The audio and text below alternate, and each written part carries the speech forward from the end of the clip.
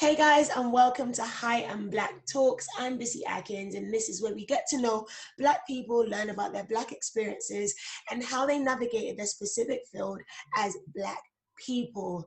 On this episode of Hi I'm Black and I am a broadcaster, I am joined by the wonderful, the beautiful, the amazing, and talented Hannah Ajala. Hannah Ajala, how are you? I'm very well, Bissy. Thank you so much for having me. It's great to obviously, be here with you virtually. Crazy times, but it's just awesome to be surrounded by women like yourself who are doing amazing things and just working and pushing your brand and creating these important conversations. So thank you for having me. Thank you for joining us. Thank you for being here.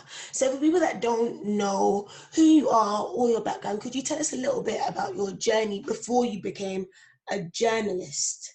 So just your life, your upbringing, your childhood, and the progression to journalism. Yeah, excellent question.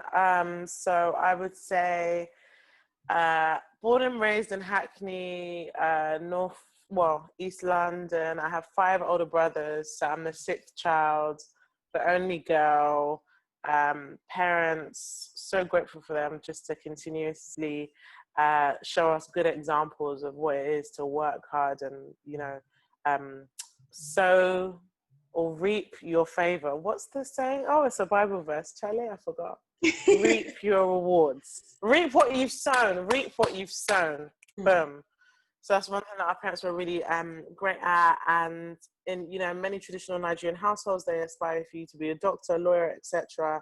And even though we had those early aspirations, once we found what we wanted to get into, our parents solely supported us, whether it was paying for after school clubs or etc. So I was an experimentative teen, just very thankful to have great guidance from my siblings and my parents. And I think it was when I was in my later teens when my English teacher said that she loves how I express myself and loves how enthusiastic I am when being certain stuff for homework, and I should look into journalism. That was at the age of 15. I went on Wikipedia, searched what a journalist is, I printed it out, and I just put it on my bedroom wall.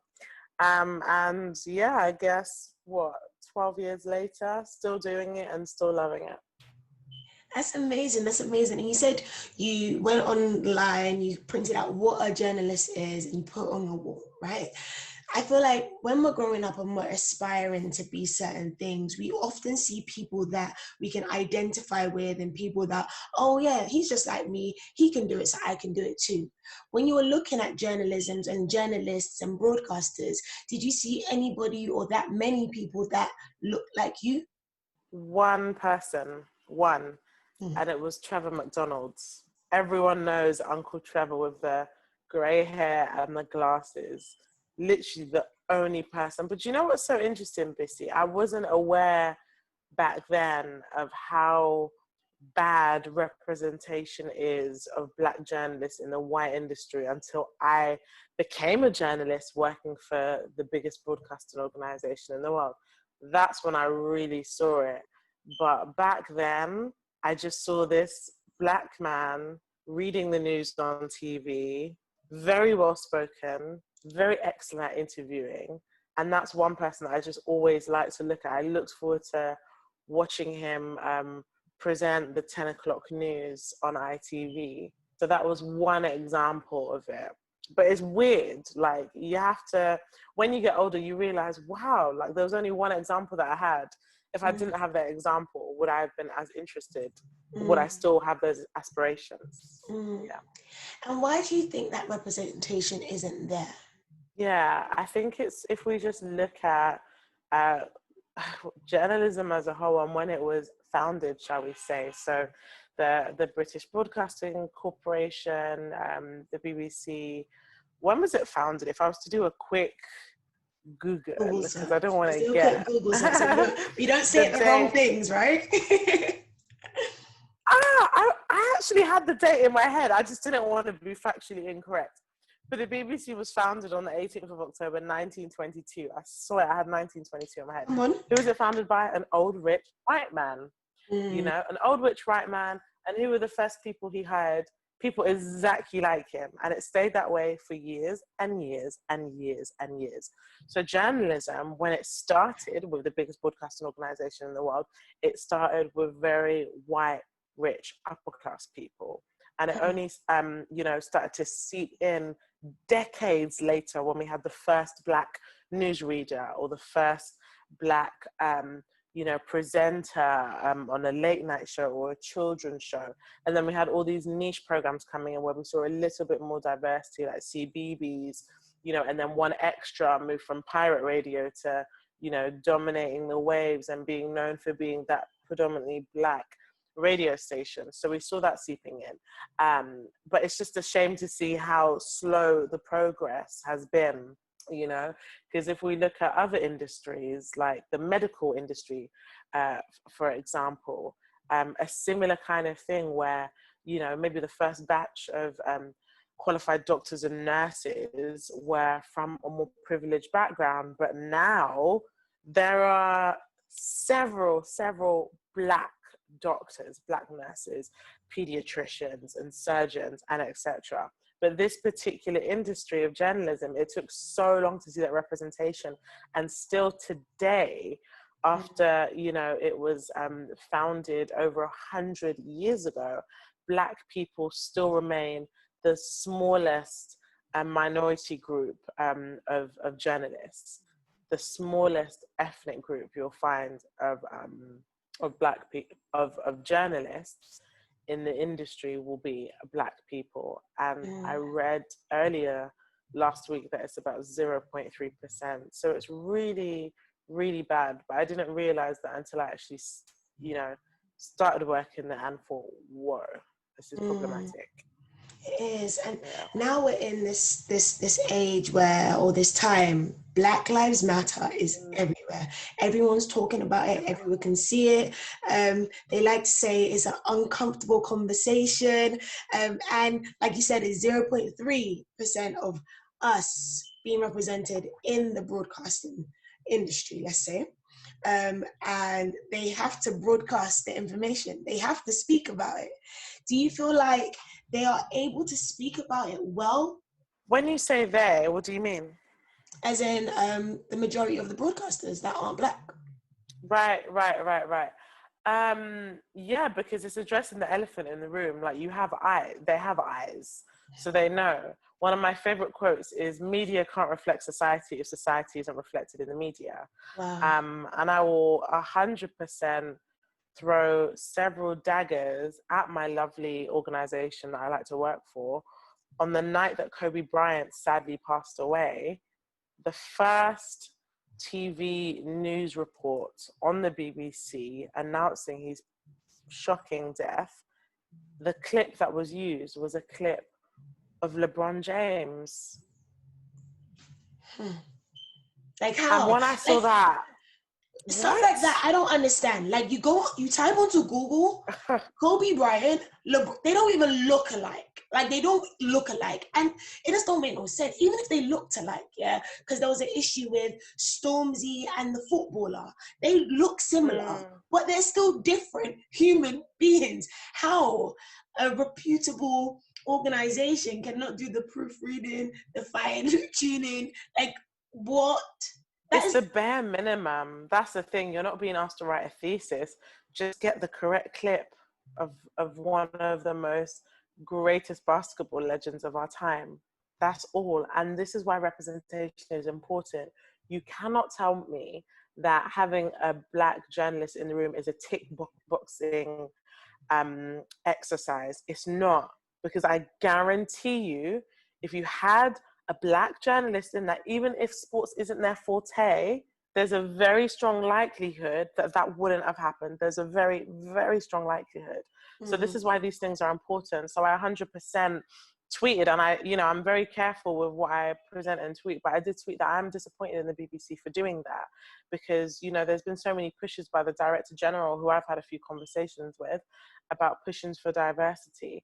And we need to move away from numbers, because I've seen some organizations like ITV, I remember years ago, they said by the year 2020, at that time, I think it was 2017, by the year 2020, they want a third of their staff to be from a Black minority ethnic group. And I thought, but what if it gets to, you know, more than a third? Is that where the cutoff point is? So let's treat, you know, Black people as human beings.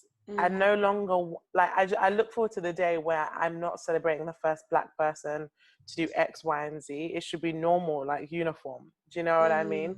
Yeah. So that's something that we're pushing towards, you know, and allyship is important. As you've just said, Black Lives Matter is a really big talking point. And I think what makes this revolution, that I'm calling it, very different, is that there are a lot of people in their places of privilege and power that are actively using their voice and also putting their money where their mouth is, and pledging. And I think that's absolutely amazing, because the conversations are going beyond the Black community. And also, I think it's another way for us to hold them accountable for the things that you're saying. Oppression against Black people isn't a seasonal thing, unfortunately. It's not just when George Floyd died. It's not just when Breonna Taylor was killed. This is a systematic thing that's been happening for decades and decades. So the same energy we're having for, you know, the hashtags, posting a Black screen, X, Y, and Z. Let the same energy be in 6 months' time, when miraculously, by the grace of God, there's not been a Black person that's killed by a white cop. We don't need these atrocities to happen in order to show support for the Black community, because racism is very much so everywhere. You know, people say us in, you know, who are based in the UK are lucky because it's more covert and etc. But I completely disagree, because we are still being treated differently, and that is humanly incorrect. Like it just doesn't make sense how someone chooses to dislike you just because of your skin color. It's wild. It You is know? wild. And in that response, you touched on so many different topics, from tokenism to white privilege to allyship to the dehumanization of the Black person to being the first, right? I want to speak about being the first. There's many a times that we're the first person in the room, and maybe the only person in those rooms, yeah. As you being one of the 0.3%, as you mentioned earlier, of the journalists or the broadcasters, is that burdensome on you? Like, whenever there is anything Black, they call on your name, or you have to be the person, or they'll be asking you all the questions, so you represent the entire Black race. Have you ever been in that position where you are the go-to, and it's just like, raw, like, why? Like, oh my gosh, I am Black, but I'm not everybody that's Black.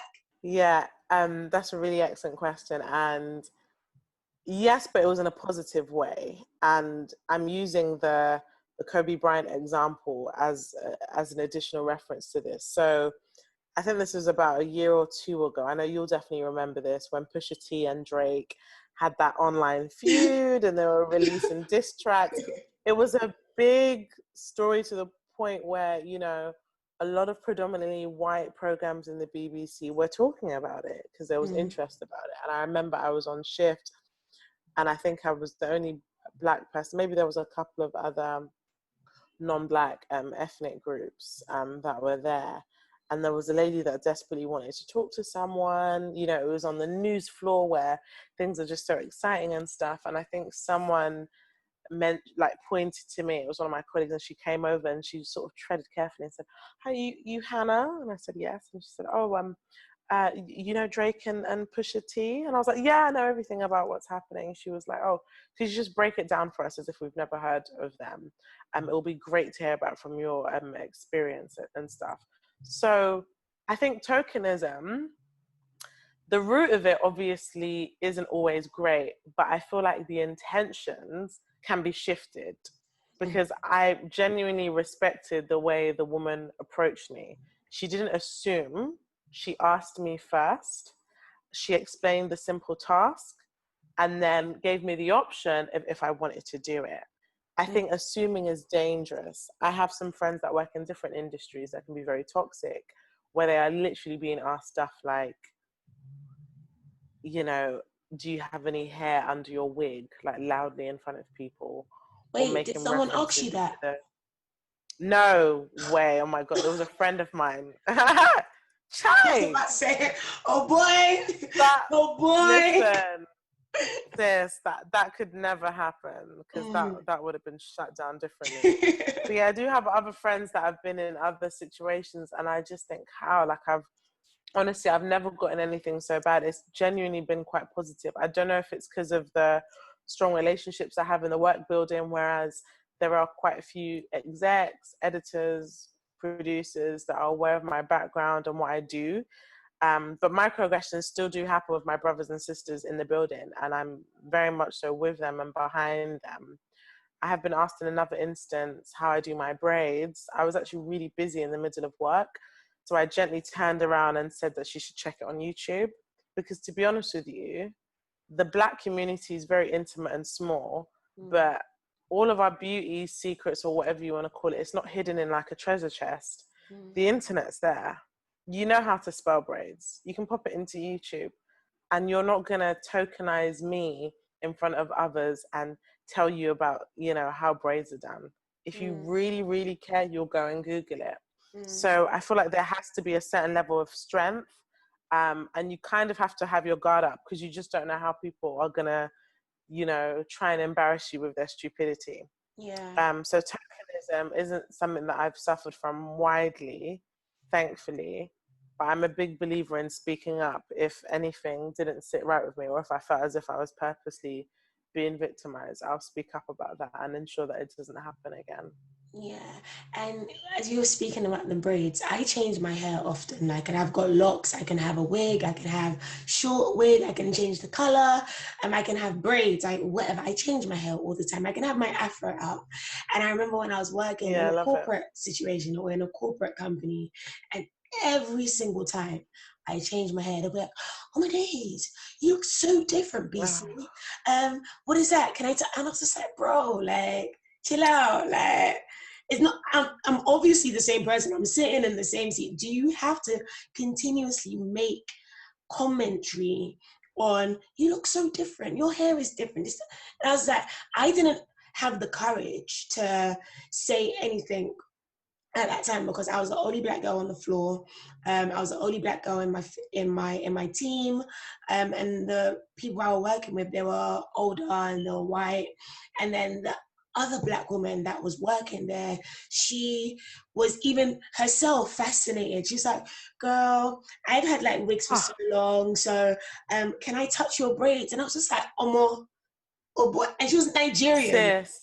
He was Nigerian. I wanted to say, Oh, you just come sis. down from wherever you are right now and come out of whatever you've been psychologically trained. I was so confused. And when you experience those microaggressions, like consistently, I looked at it, I was just like, it can actually change you, you can have like identity crisis. It can. Yeah, it's really dangerous, because at the end of the day, you're just being yourself, the same way, a white person or a white colleague would cut their hair a bit shorter, but it wouldn't be seen as objectified. And it just shows how we have evolved and shone through. We're the only racial group to have really gone from the ghetto to the glory. That we've risen above. We've lived through so much hell, slavery, atrocities. And I don't know if that's something that angers people, knowing that we've derived from somewhere that was quite dark, but through the evolution of how Black people have just been owning it and taking up space and, just really becoming influential and passionate and dynamic. I don't know if that's a threat to others, because objectification of Black women is very common. It could be history, it could be representations of what's in music videos, it could be anything. It's a really weird time, especially when you look at how advanced the world is. But something that should be as simple as just being a Black person comes with so many layers. So many layers. And, it is very, very easy for someone to think, oh, sometimes I wish I wasn't Black. I can understand why some people would think that based on certain settings. Imagine being the only Black girl living in a predominantly white village. It's isolating. There's no sense of home. You have no sense of identity. So it is very isolating. And that's why the power of community is so important. And I'm just so thankful for who I surround myself with, like, you know, people that make me prouder to be Black, you know. Community is everything. It will really help us to get out of our heads a little bit, Yeah. you know. And I wanted to go back to the BBC. So when June Sarpong was elected, nominated, or she became the chief of diversity, right? Everyone was like, yeah, this is dope. Like, this is sick. Sis is going to be representing us, right? And then since the whole Black Lives Matter movement has been going full throttle, the BBC have now like pledged £100 million of their existing budget or whatever to prioritize Black content, Black stuff, or whatever. I don't know all the fine details of it, right? I had a couple of people saying, this is good, like this is really nice, like this is good, they're finally doing something, they're actually supporting us, this is really good. And then other people are like, but what was you doing with the money before? Why is it only now that you can shine your eye and see? What is your stance on that? Like, not like how do they win, but what is the middle ground? Like that they're doing it actually because they do want to support us and they acknowledge that they haven't been supporting us and they want to affect change, or they're just trying to jump on the bandwagon and be like, oh, we've done our bit. It's a tough one because, you know, the BBC and many other organisations have, they continuously are in meetings with their diversity boards, simply to answer the question of how can we make our very white organisations more diverse. So that's why I think it's very interesting. When I was talking about earlier, all these organisations that I've never spoken about this before suddenly are now, shows a slight change in how they hope to respond to racial injustice. Now, I was at work when Sister June, who I've literally been watching on TV since I was little, is crazy. You know, it is mad. Like, she's so down to earth.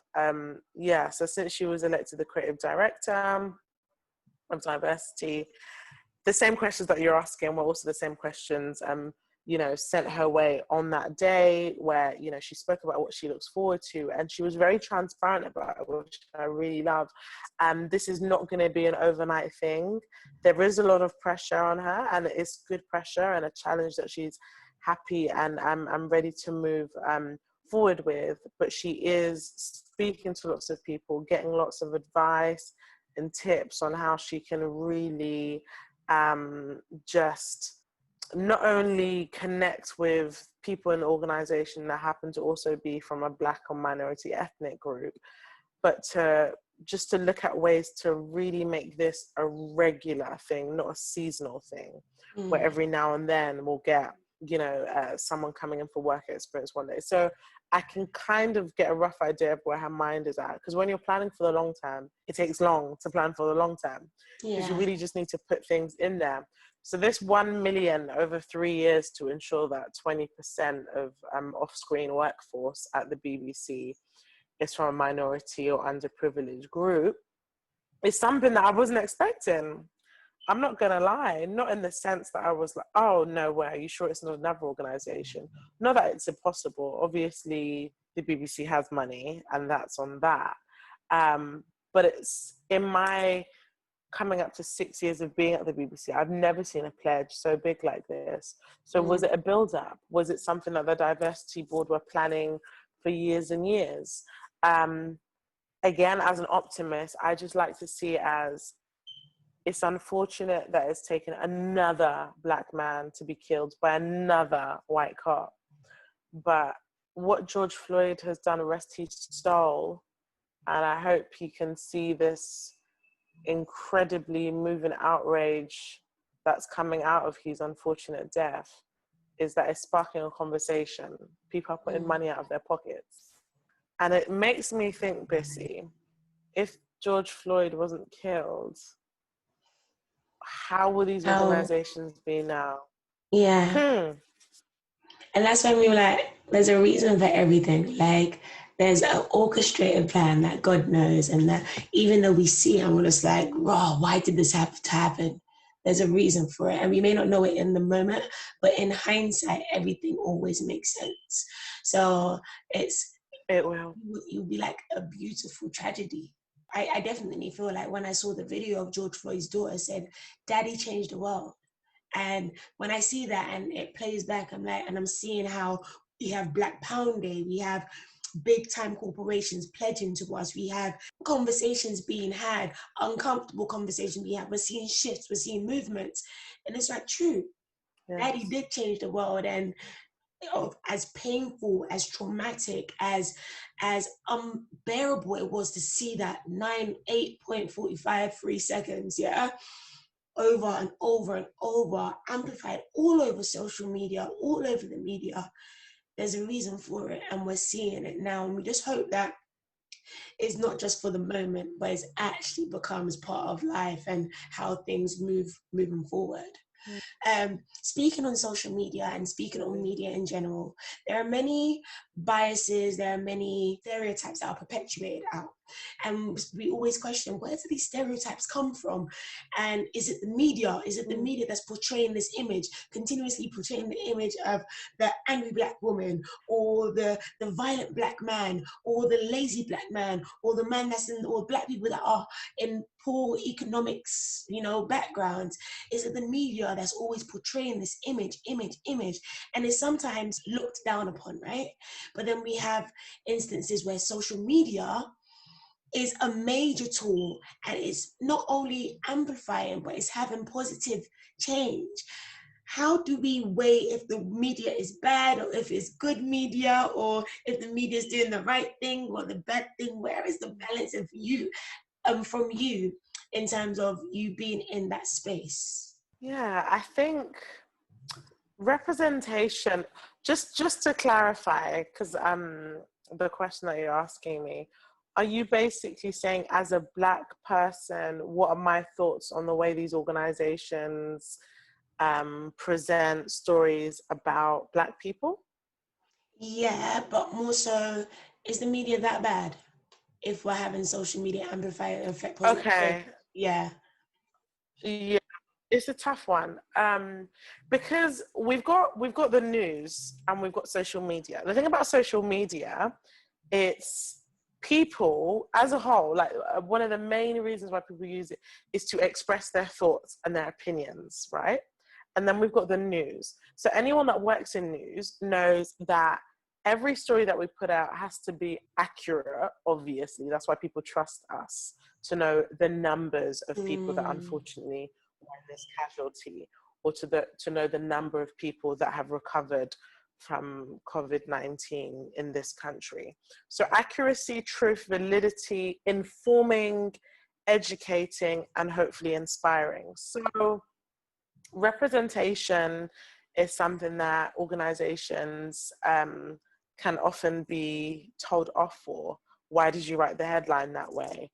Why are you describing Black Lives Matter protests as dangerous, but when white racist skinheads gathered in London,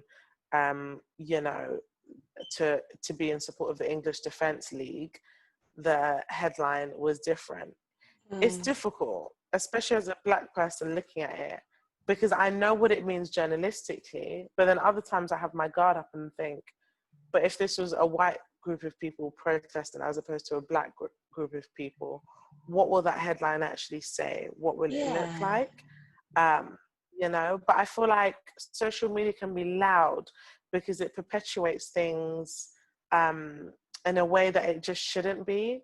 I feel like there's so many opinions about things as well that it can sometimes, have us negate away from the real issue at hand. It's been a very topical month of discussions about race. A Black man, another Black man, has been killed by police. We're discussing that, and then out of that, we're seeing all these other injustices. We're talking about Breonna Taylor again. We're talking about Sandra Bland. We're talking about Shukri Abdi. All of these injustices, all of these petitions. This is social media with effective change. And whilst that's happening, why am I seeing Cocoa Pops is trending? I'm seeing that Cocoa Pops is trending after years and years of people having the cereal, suddenly realizing it's racist that a monkey is on the packaging and Cocoa Pops should be boycotted. So it's like, where are we going to put our energy to? You know, that's why I feel like the two, because people are starting to see social media as news now, which is Yeah. scary. You Yeah. know, people are now thinking, oh my God, okay, Cocoa Pops, damn, okay, that's another thing I've got to be angry about. So that's why I think we need to be careful, because there are very, very big issues at hand. And it's incredible to see the action people are taking on actual issues of injustice. But let's really focus on the important issues at hand. Social media can be a news source. But Don't make not it your only completely news source. Yeah. No, like it doesn't have to be a regular thing. Like, we have so much information. If you don't want to read, there's a podcast. You can get a briefing every day for about 10 minutes if you just have a listen to it. Like, there's so many websites that have made like a news summary for the day so easy to format and compile, just so that you're aware before you jump onto this hub of a million opinions about things, you know? So I understand that not every media organization does the best job with certain headlines, but I think it's very important that we make our own informed decisions that isn't always influenced by others. You taught me something in that answer as well. And it's just like, okay, because sometimes I'll be like, Mm. these headlines, they're always going to be like, not in our favor as Black people, and then when it's the same exact thing or even worse of our white counterparts, it's like, oh yeah, just angry people. They'll word it in a way that's more appealing, not as Derogatively, yeah. derogatively. And sometimes I would think, as let's say when Black Lives Matter really popped off, all of a sudden Madeleine McCann popped up again, and they found and I was just like, all of a sudden, really, how did she come up? And I'm like, do they intentionally, to distract us from what's going on? Do the media intentionally like sow seeds or plant seeds to distract us, or how do those things happen? Are they coincidences, or Yeah. I understand you wholeheartedly. It is strange. It's really messed. I can't necessarily say that without any facts, like of it being planted in, etc. But the story of Madeleine McCann is already enough to show you the state of Great Britain and priorities, and that, you know, that systematic racism is very much so alive in the UK, because we know if it was a little Black girl that went missing, it would have been a dead cause. So that's how you know systematic racism is very much so in tune in the UK, and so is white privilege. So much money has been funded towards her case, but simple things like many things that British citizens need right now, like a better funding NHS. The NHS received a bit of money during the pandemic, the money that just came out of nowhere, you know, so it just shows priorities. Because when I saw that, I was speechless. I really was speechless, BISI. But I think focusing on the issues at hand, even when these other stories are resurfacing again, continuously focusing our energy on the stories that are important for the Black community, and having those conversations. I'm seeing people tweet now, Black lives still matter, etc., etc. Yes, it still does. Let's still keep pushing that out. We haven't forgotten. We're still pushing that narrative. So, and it's not a trend. It's not a trend. It's a real life injustice that we want to continuously keep shedding light on for all to understand. Yeah. And in speaking on that, like in terms of Black Lives Still Matter, and I don't know who would be watching this, but I'm sure it would be people of different races, of different backgrounds, of different classes.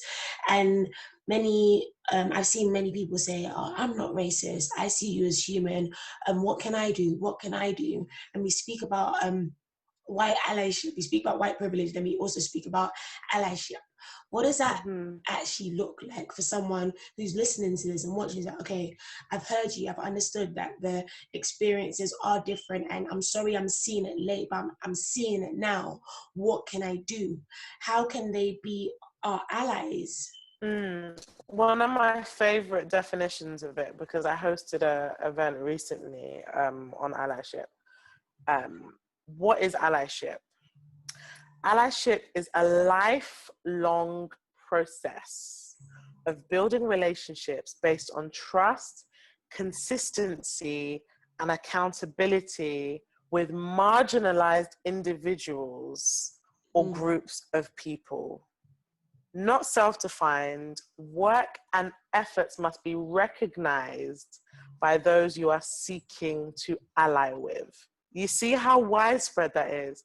It's not saying, you know, take me, well, allyship could very much so be like a non-Black person going with you to a Black Lives Matter protest, but there's so many different layers to it. But I think, honestly, just look at it as if it's allyship for dummies. Google what the word says and ask yourself, are you able to commit to at least a bit of that? Are you able to have these open conversations each week?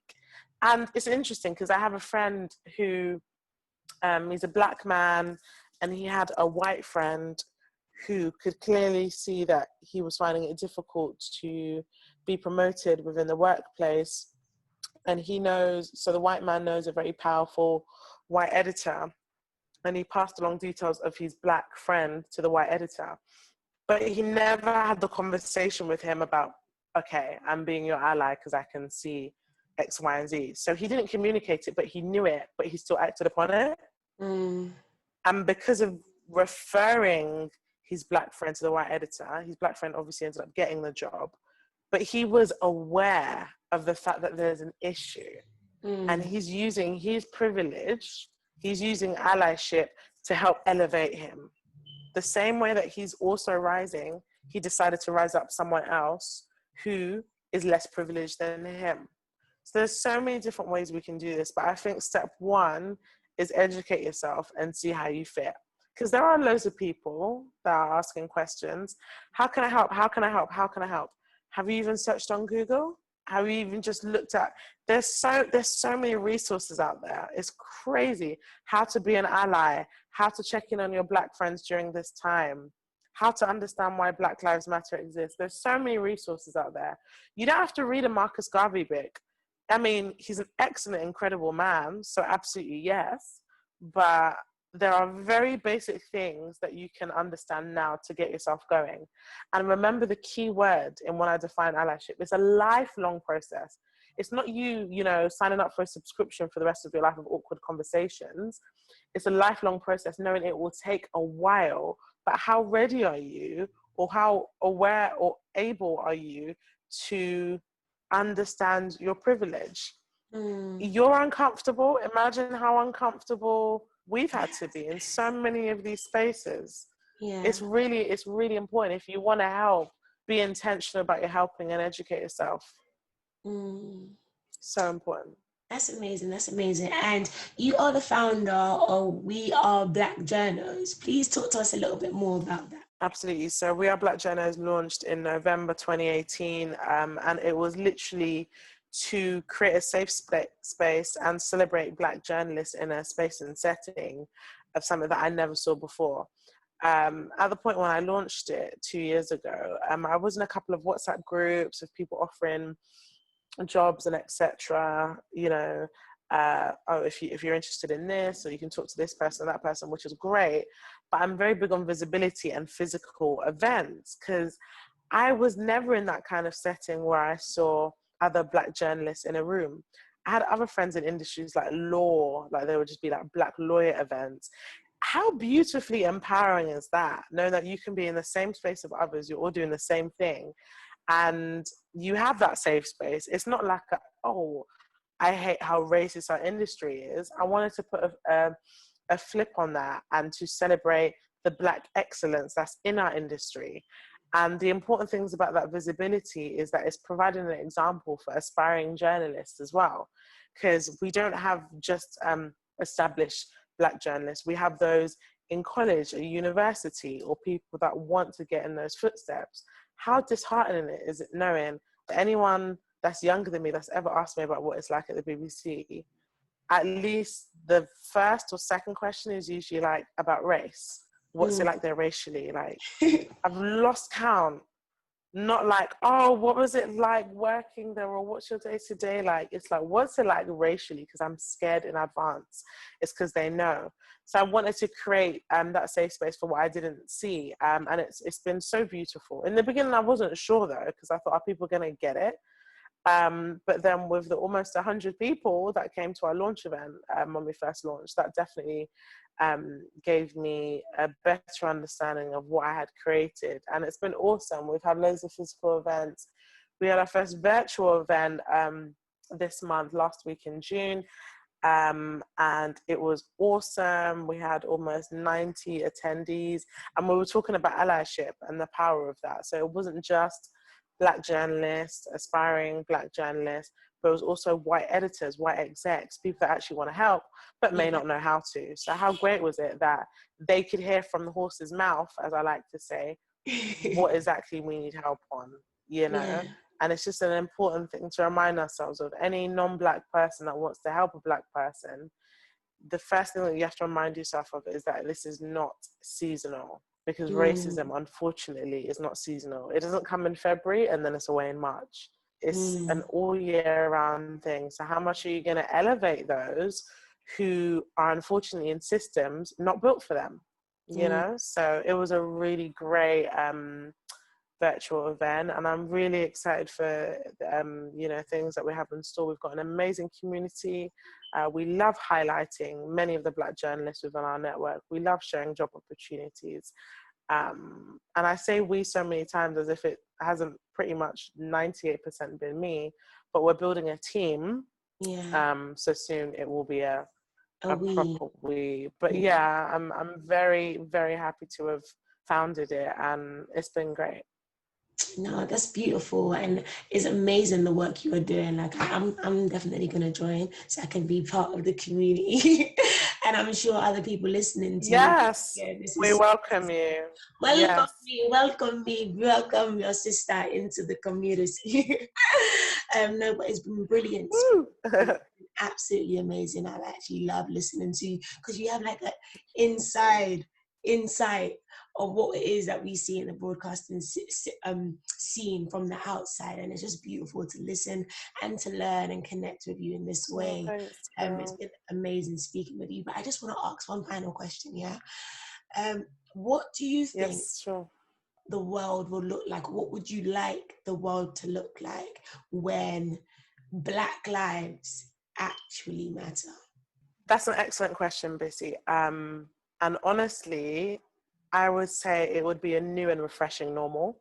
So the same way that we are, by the grace of God, getting through this pandemic and embracing a new normal, this should be a refreshing new normal, when Black Lives Matter, where Black life is just as valid as white lives and Asian lives. And, you know, when we can really scream all lives matter, because there is not a stratification system based on race, but everyone is on that same level playing field.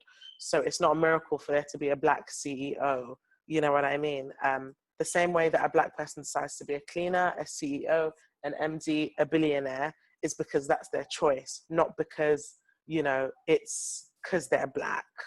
That, of course, you know, the low skilled workers are going to be Black, or, oh, wow, a CEO is a Black woman. Wow, the first billionaire is a Black woman, when it's just a new and refreshing normal.